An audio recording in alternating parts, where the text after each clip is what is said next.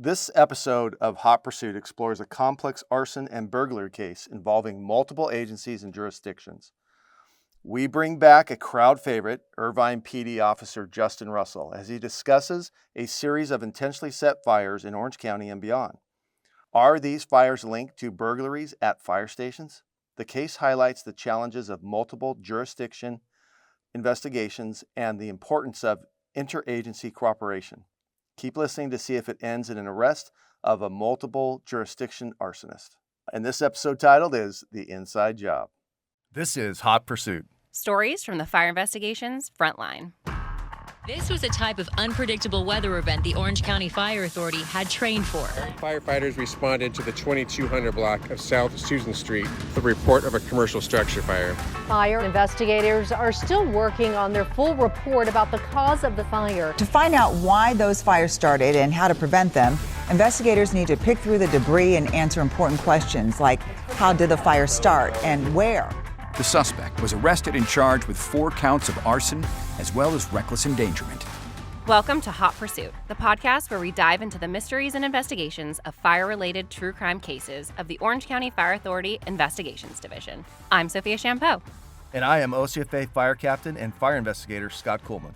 And together, we'll take you behind the scenes of some of Orange County's most fascinating and often chilling fire investigations.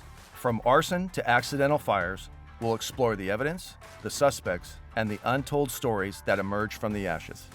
Every episode will bring you a new case, breaking down the events that led to the fire, and talk to the experts, including fire investigators, law enforcement, and forensic specialists, to give you an inside look at how these cases are solved.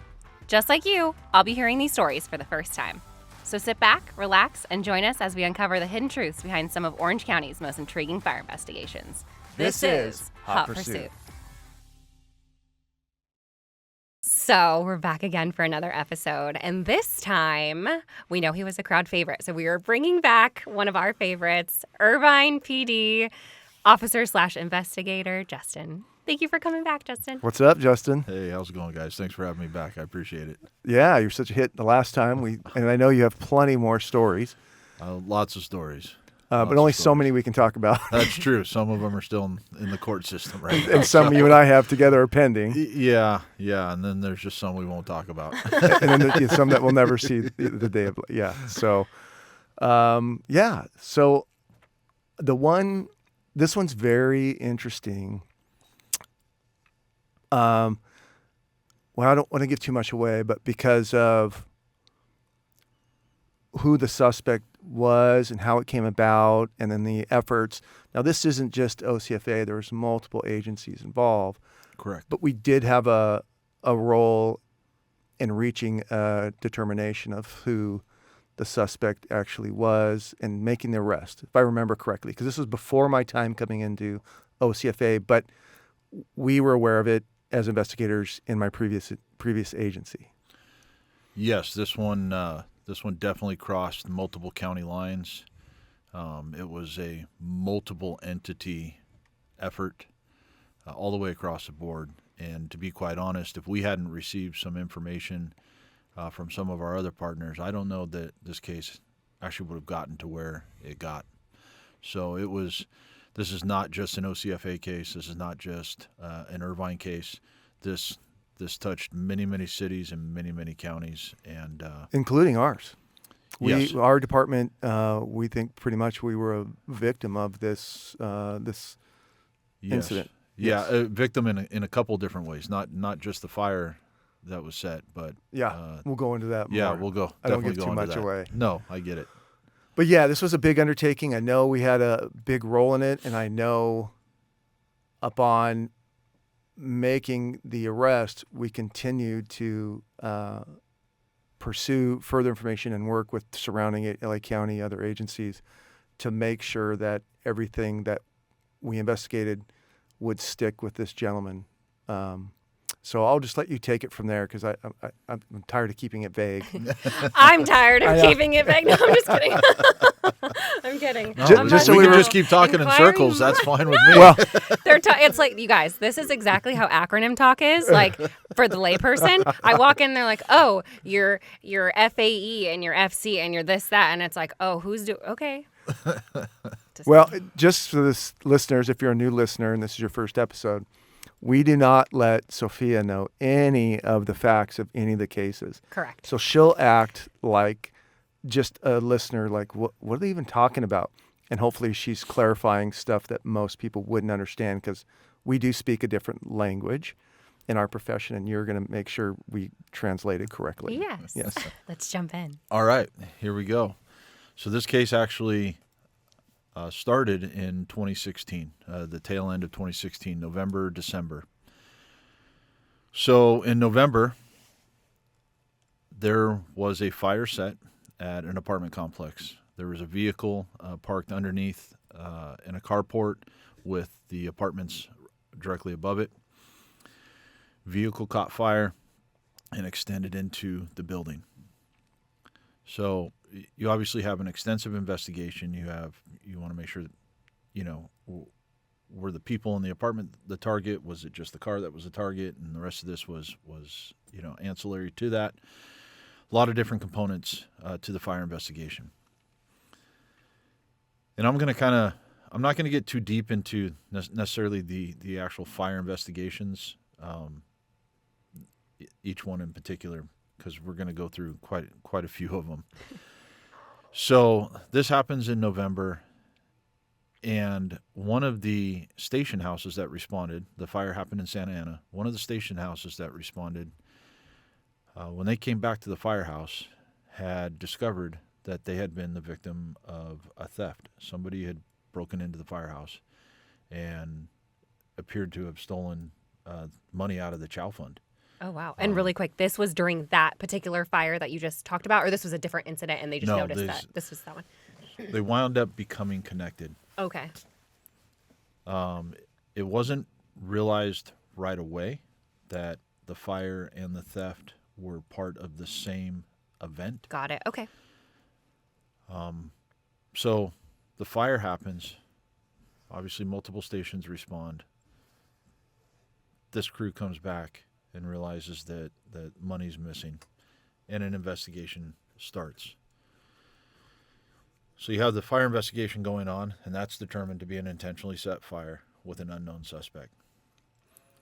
We were able to get video, some really grainy video, of a subject crossing the street after the fire truck leaves the station house, going into the direction of the firehouse, and then coming back out and crossing the street a short time later.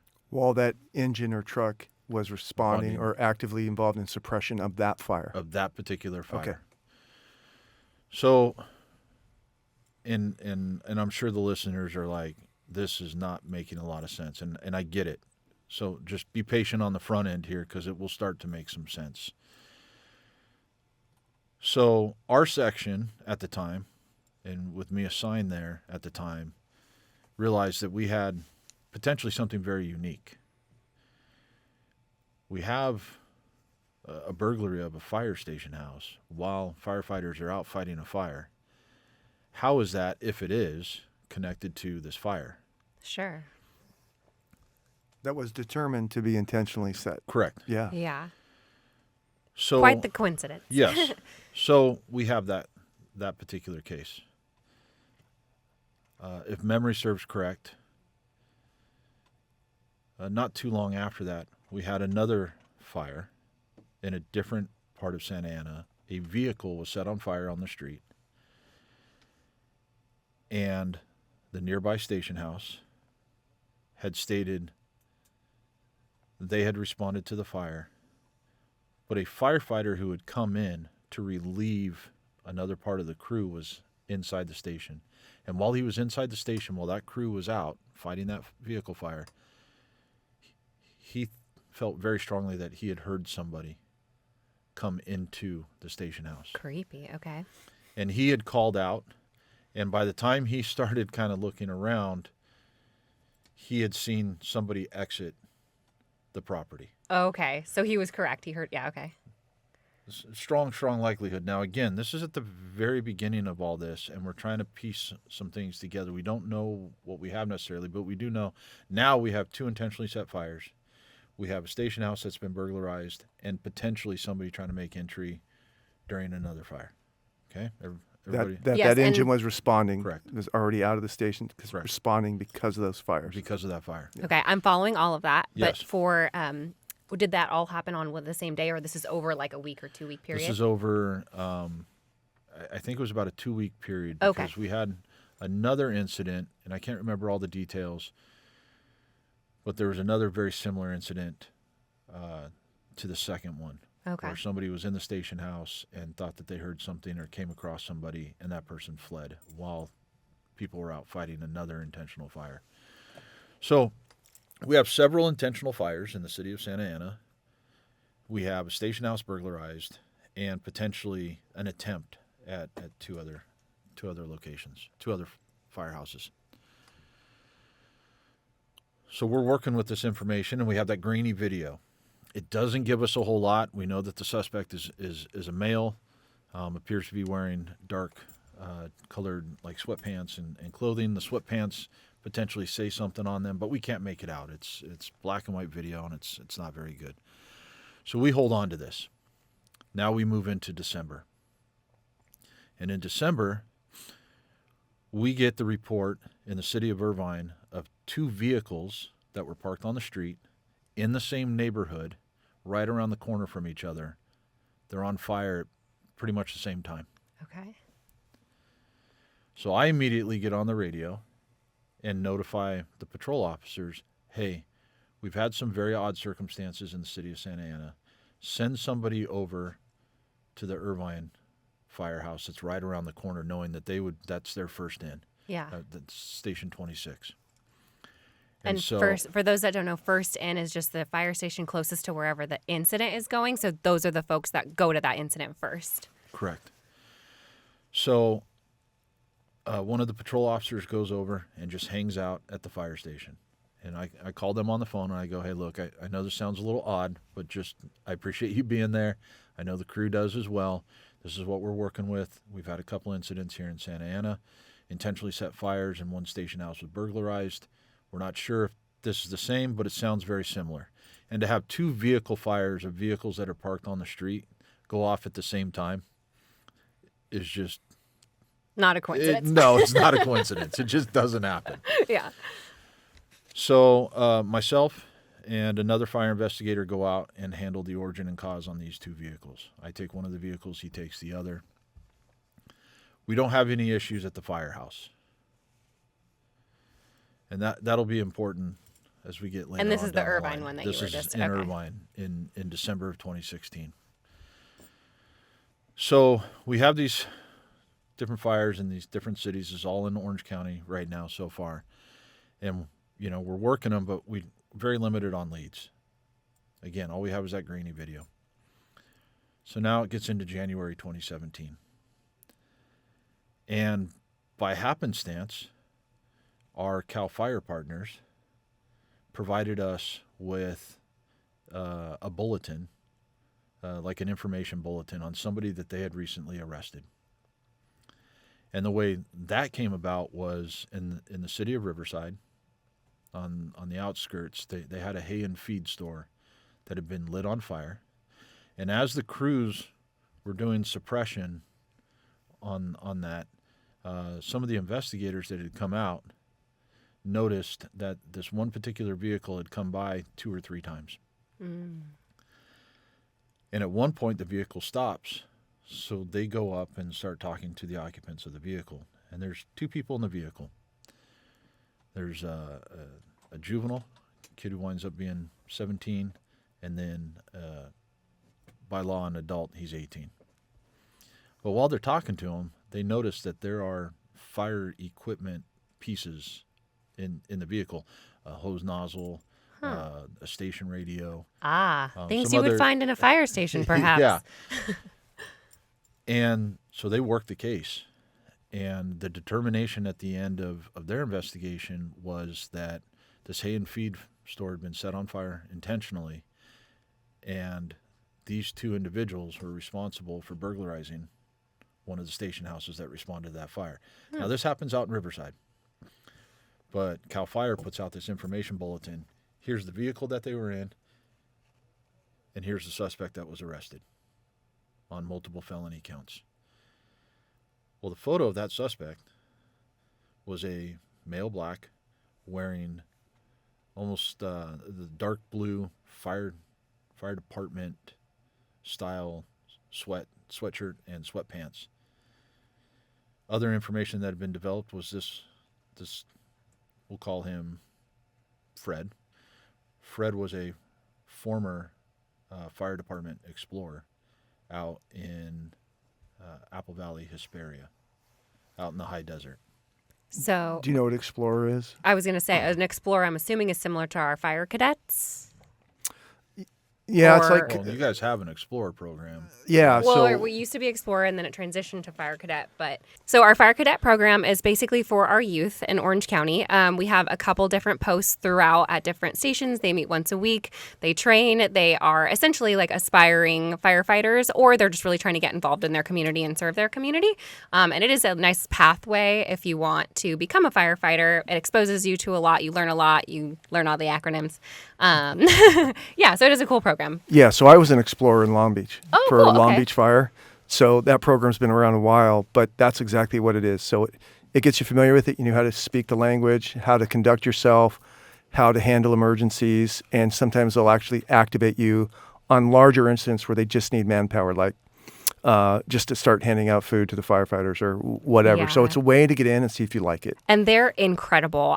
All our cadets are incredible. They come work our events with us. They're so respectful. They're some of the classiest youngsters that I know, for sure. Yeah, it was very. It sets you in a right path and it teaches you a 100%. correct demeanor. It's very helpful. So anyway, it was similar to that. Yes, very similar. So Riverside sheriffs and CAL FIRE investigators worked this case and develop Fred as the suspect, with the juvenile being his co-conspirator, the kid that was driving. And Should we name the co-conspirator? yes, we can call him William. Okay. Fred and William. Perfect. And Fred is the 18-year-old. Fred is the 18-year-old. Perfect. So, through their investigation, Fred is arrested for multiple felony counts of arson. It was a high-dollar loss at that hay and feed store.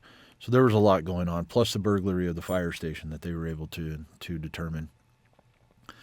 Now, William, since he's a juvenile, winds up going through the juvenile process.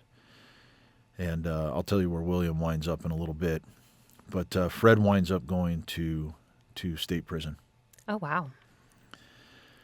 So the bulletin, though, that was provided was a very close match. And granted, like I said, the video was grainy, but the vehicle type, it was an older model Lexus ES300. It was kind of two-tone paint job.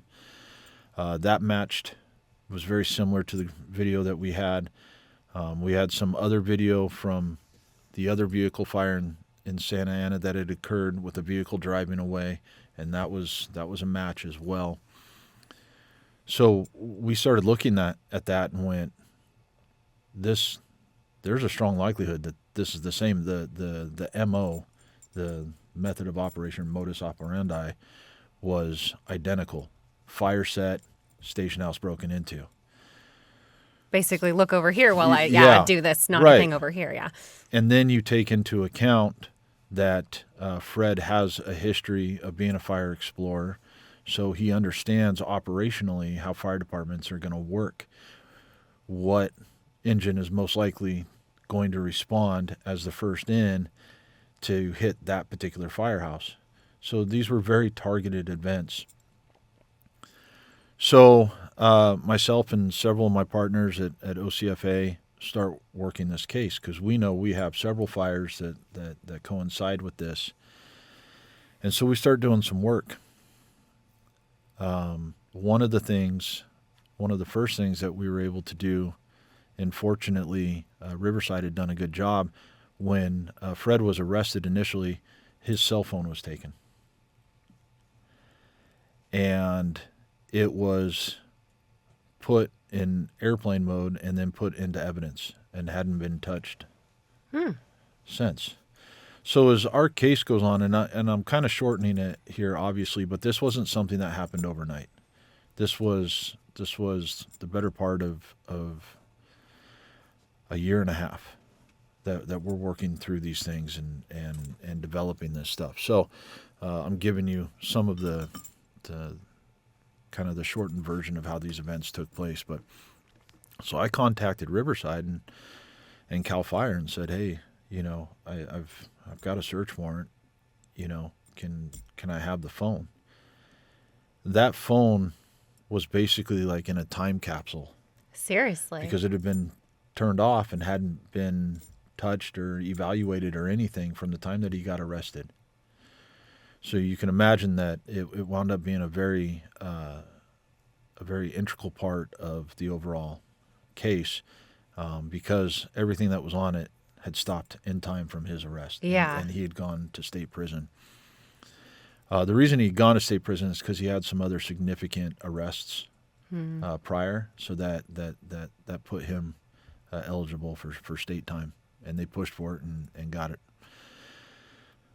So 2017 goes, and we're working the case, and we're looking at the cell phone. We write the search warrants. We get information back, not just for cell phone records, but also for the actual data in the phone, which is something else that we can look through as long as we have the probable cause, and the judge signs off on the warrant, which was all done in this particular matter.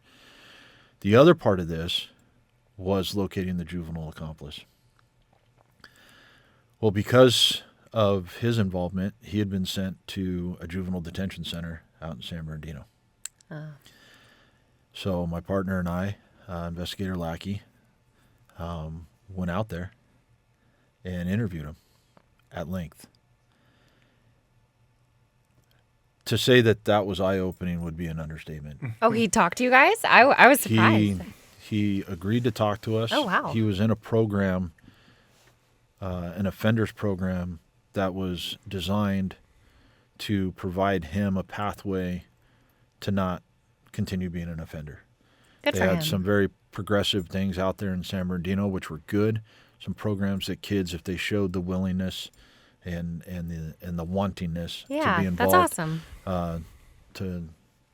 To get their schooling done, to do all that stuff. So he was in a spot at that time that he was just like, I'm done with this lifestyle. I don't want to keep being like this. I don't want to be incarcerated in state prison later on. He actually had a very, very detailed game plan of what he was going to do, and he wanted to actually be a train conductor. Oh, cool. Yeah. Hopefully he became one. He's got goals. Hopefully, William, you're... Honestly, I after doing that interview, you go through things in this line of work, and there's times where you just go, man, I hope, people affect you during the interview. And this was one of those cases where I walked out and I just was like, man, I hope this kid stays on track. Yeah, how can we help him? Let's give him some encouragement. It was just like, I really do. I really hope he hits those goals. So, yeah, if William's out there, man, I hope you made it. I really do. Seriously. But anyways, William basically laid out everything. And during that course up to leading to that interview, we had been looking at large-scale fires throughout Southern California.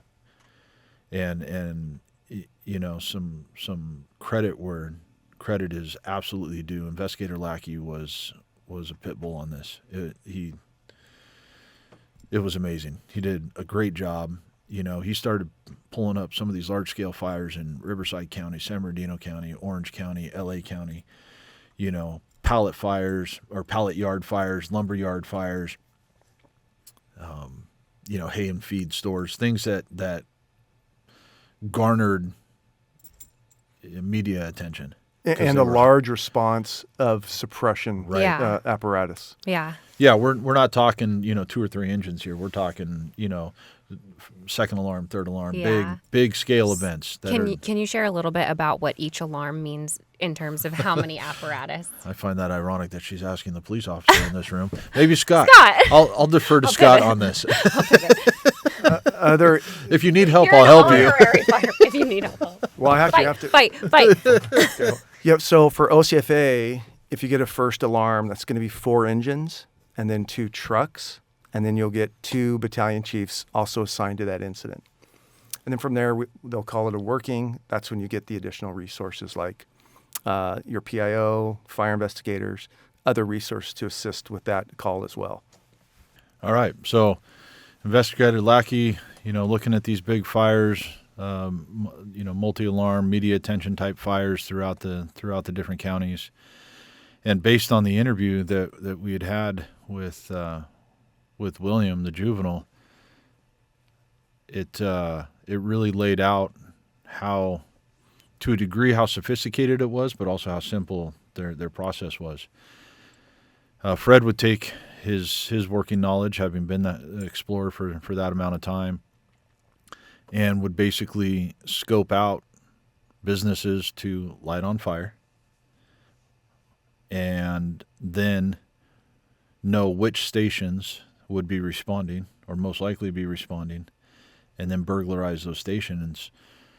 And what we found out through the course of the investigation is that several of these different locations had no idea that they had been victims of theft that particular night. It wasn't until maybe a night or two, maybe a week or two later, they go looking for the money in the chow fund, or a firefighter would discover that, loose change and bills that maybe he'd left in his locker, half of that money was missing. They thought that maybe, So they wouldn't, basically, it wouldn't come across as though it was ransacked like a burglary would. They would be very intentional with what they were correct. taking. And it was never personal items. It wasn't like somebody's watch or a laptop or, cell phone or anything that might be resold that you oftentimes think about in a burglary. Yeah. It was cash and cash only. Huh.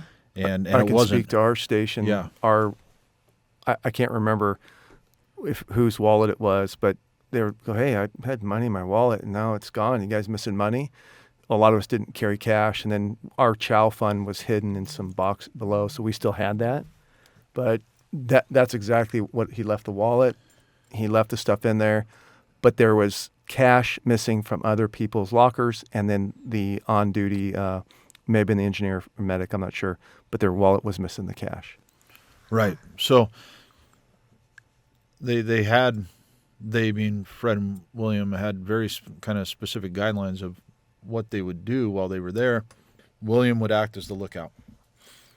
And so the phones were being utilized. It was an open line, and William would drive most of the time. And they would pull up to the station house. Fred would get out, open phone line. He would go in. William's acting as the lookout. And if they noticed that a crew was coming back sooner rather than later, then that would be relayed. Wow. But that almost didn't happen, or almost never happened, that a crew would be coming back while Fred was still inside. So again, like I said, somewhat sophisticated in the sense that they kind of have this operational plan, but also very simple in the execution of that plan. Yeah. The other issue that we obviously ran across was that because it was multi-county, jurisdictionally, that can make it very difficult as you move forward in cases. Ideally, you'd like to have all of it tried in one particular location. So you're hoping that one particular DA will accept the load and that the other DAs will sign off on it. Oh, I didn't know you could do that. You can combine cases. We have this oftentimes in law enforcement where, maybe we're working a burglary crew. We have, let's say, 5 victims in our city. Again, this is all hypothetical, but just putting it out there. 5 victims in our city, while maybe a neighboring city only has 2, or a neighboring county has 2, and that county goes, "Oh, you guys have your suspects, you got them, arrested and stuff like that. Hey, can we just throw our 2 cases in with yours?" And then the DAs talk to each other, and that's there's so an interesting. agreement. Yeah, I didn't even know that was a thing. That makes so much sense, though. and sometimes they don't. Sometimes the other DAs will go, "No, let's bring them back over here and try them on these as well." So it really depends. But there's a lot of conversation, about that. So again, we're working. This case, we're doing interviews. We get the interview with William, which really was aside, we had a lot of work on on the front end of this that went into it. So I don't want to trivialize the amount of work that that we put into it, including Investigator Lackey. But we were also very fortunate to have some of these pieces fall into place as we went along. So, we have our cases that are still there. We're looking at these other cases. Investigator Lackey took shouldering the load of reaching out to these other agencies and going, hey, about that fire, we have good intelligence that says that this was an intentionally set fire, and there's a strong likelihood that this particular fire station was broken into. And some of those reports had already been made with those local law enforcement agencies, whether it be LA County Sheriff or Riverside County Sheriff or police. But some of them weren't, so they had to go back and try and put some pieces together in that puzzle. So a couple things moving forward. So we get a DNA warrant for Fred because we want to compare his DNA to a couple of the other things that we had going on in the investigation.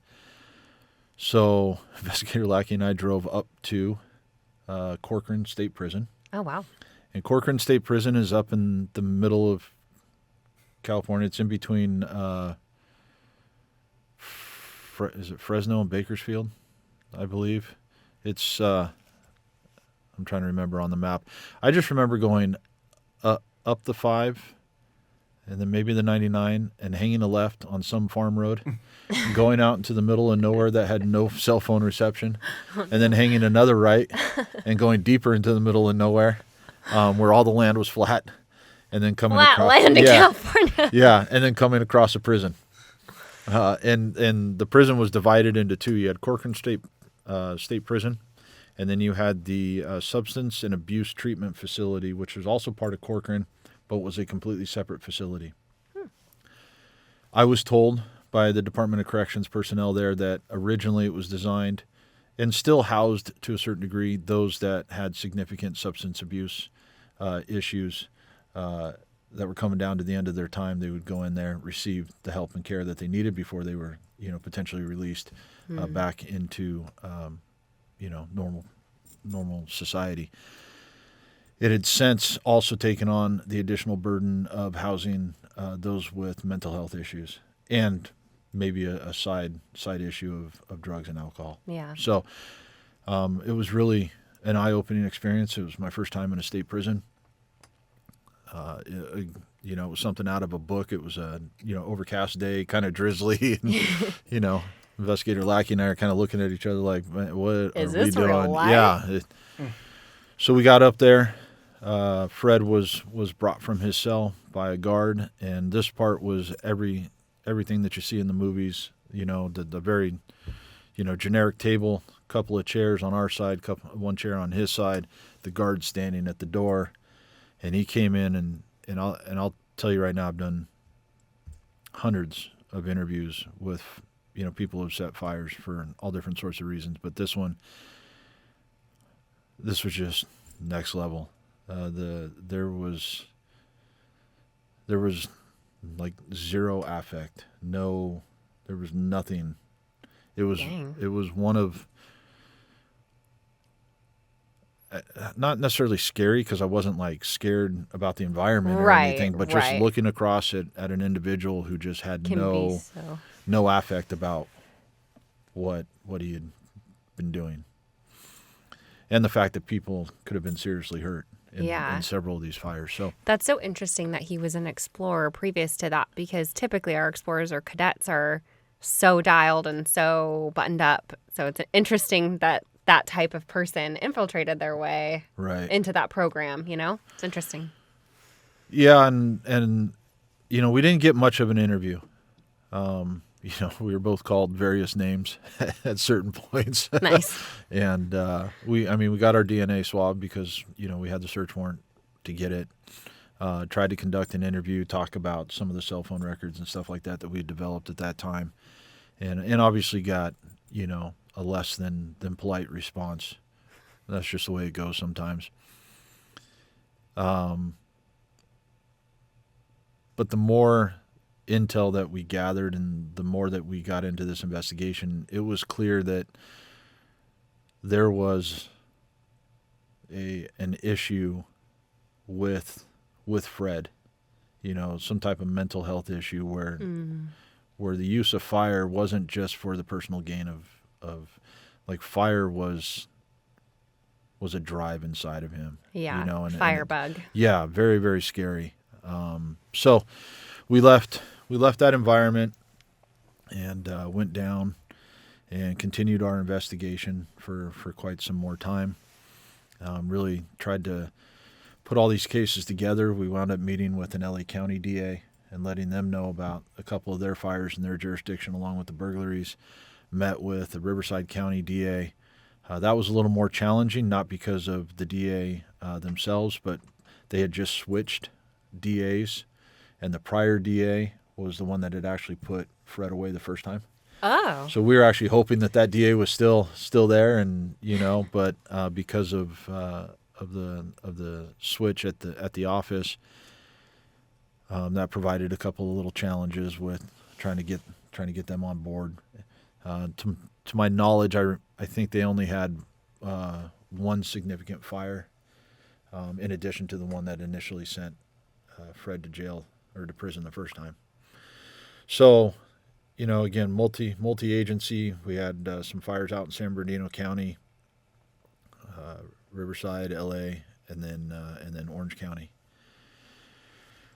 We tried to put it all together. Didn't quite take. For a number of reasons. It was a good case. It was just trying to dot the I's and cross the T's. So eventually the Orange County DA came back and said, let's just focus on our cases. If the other entities want to come alongside, we'll give them some more time, and we'll be more than happy to do it. We'll see how that plays out, but let's focus on ours. This was kind of the more satisfying part of this investigation because it had gone on for so long at this point. Fred was due to be paroled, and I had gotten word that he was going to be getting out. And obviously we had some serious heartburn about that. We didn't want him getting out because based on our interview with him and the entirety of the case, we knew that he'd go back to the same behavior. Yeah, his likeliness to reoffend. Right. So, working with the Orange County DA, we got a warrant for his arrest. I got a good connection up at California Department of Corrections, and they said as soon as you get the warrant, email it to us, and we'll hold on to him. We won't let him out the doors. Nice. So, I got permission from my sergeant at the time. Took one of my police officer partners, and then Investigator Lackey and I believe Investigator Ford also drove up, and we went right back up to Corcoran State Prison on the day that Fred thought he was getting paroled, and served him with the warrant for his arrest. And we drove him from Corcoran back down to Orange County Jail. That must have been a really fun drive. Did he call you any more names? So we got to the prison. He had his plastic tub filled with his personal property. And I said, Fred, obviously using his real name, I don't know if you remember me, but talked to you about a year ago. You're under arrest for multiple fires. And I think at that time it was just the one burglary. There's a warrant for your arrest, and we're taking you back to jail. And he just looked at me, didn't say a word. Still zero affect. I mean, just... That's so crazy. It was just, people say, like, that person was dead behind their eyes. Yeah. That's what it was. It was the same emotion look. or empathy or Same anything. look. So we got him in the car. A couple of funny things, I guess, in a sense. As we were coming back down the Grapevine, Kern County Fire Department was doing a prescribed burn off the side of the freeway. Now, Fred didn't say a word, not a single word during the entire car ride, not a word. What? But his attitude changed, physically changed in the backseat of the police car when we drove past that prescribed burn because you could smell it and you could see the fire crews. So for the initial part of the trip, he'd been slouched in the seat a little bit, not really looking around, just looking straight ahead. As soon as we hit that, and you could smell it coming through the air conditioning, he sat up, physically sat up, started moving around, looking out the window, trying to figure out. And then as we drove by the fire crews that were on the side of the 5 freeway, he just stared at them. I mean, the entire stretch. It was probably about a mile of fire crews. Wow. What the And then heck? immediately after we passed, he went right back to slouching in his seat and looking straight ahead. That makes you so scared of what if he went on to be an explorer and become a firefighter, and it would be bad. It would be bad. So we took him back down, took him to Orange County Jail, where he sat in custody for quite a bit of time. He was slated to be transferred to state prison, but that was during COVID time, so there was some hang up there. I do believe that he is, last I heard, and I haven't checked recently, it's been about 6 months, give or take, but I believe he's due to be paroled at the end of this year, if memory serves correct. That's terrifying. But he wound up taking a plea deal on our case. Some of the other entities decided not to move forward in their prosecution, which is unfortunate, but that's the nature of the game sometimes. So they're all able to make their own decisions based on the information they have in front of them. Sure. Again, I will tell you, Investigator Lackey was as integral to this investigation. He saw a lot of it. We worked together side by side on a great deal of it. Both very much convinced that there are probably several other fires out there that didn't make it onto paper, Sure. and unfortunately Fred won't be held responsible for it. But at the end of the day, it was nice to get him locked up again. Absolutely. For additional fires. So Great job to you and Lackey. Yeah. Holy moly. yeah, it was quite the case. It was quite the case. Like I said, multiple entities involved. If it hadn't been for CAL FIRE sending out that Yeah. information bulletin in January 2017, I don't know that our case would have gone really anywhere. Or would you even put it together? I'm gonna say no. Yeah. Because he went to state prison, so that would have been 2 years of nothing, and with the limited information that we had, fires would have stopped for 2 years. Yeah. You would have been like, oh, that's yeah. nice. Hey, And then great. they would have Our started fire again. stopped. Yeah. So, but that was a key piece. Putting that information together was another key piece. Being able to get the phone was key. The interview with the juvenile. Looking at a tremendous amount of other fires in the different counties was huge. Because it was funny. We went in, and when talking to the juvenile, he had stated, "Yeah, we were in this city. We did this fire. We did this fire," and it was so many of the things that Lackey had found. Dang. It was like, that's a really big fire, I bet. And then Williams like, oh yeah, that was one of them. Yeah, we did a couple fires over here. It was like, well, that one made the news. Oh, that fire was on YouTube. And we're these again, a lumber yard. A lumber yard was a huge fire. That one actually, it had rained a little bit, and Fred had injured himself on that fire. Huh. Because when he sprayed the lighter fluid and then went to light it, it flashed on him. But because some of the water was still there, it did something different. So he came back to the car with burns on his hands and his face. Oh. Well, there was also information in his phone where he had texted a girlfriend of his saying that he couldn't get together because he had gotten burned while working as an explorer. Oh my gosh. Oh Like my he'd gosh. been helping in a burning building, and that he had gotten burned, so he was at the hospital and he couldn't get together with her. So it was just all these little bits and pieces all came together and confirmed everything that we had been working on, and it was kind of one of those once in a lifetime cases. Yeah. Dang, all the pieces of the puzzle just fell together. It was pretty remarkable. Wow. Well, great job to you and great job to Lackey. Yeah. And thank you for bringing us that case. That was intense. I'm not totally Excited for the end of the year, Pearl. Again, I have to double check on that, but if memory serves correct, it was coming up. Well, I'm hopeful about William. Oh, well, cool, Justin. Thank you. I know that was a lot of work, and it's a little offensive to us as firefighters or anyone in law enforcement or suppression that kind of one of these youth programs we set up to enhance and kind of give them a path forward. They kind of go sideways on it, but it was a good job, and we really hope that William, the young kid, Absolutely. is conducting a train right now. Yeah, I hope he moved out. Yeah. To where he said he was going to move and is on the railways doing his thing. That Yeah. would be great. So, but no, it was, again, a lot of fun, a lot of help, a lot of people involved in this one, and couldn't have done it with, and that's what's nice about what we do, right? It's not a single person event. These are team events with different entities involved, and it's really amazing when it all comes together and everything kind of fits in place with each entity having their own part of that puzzle.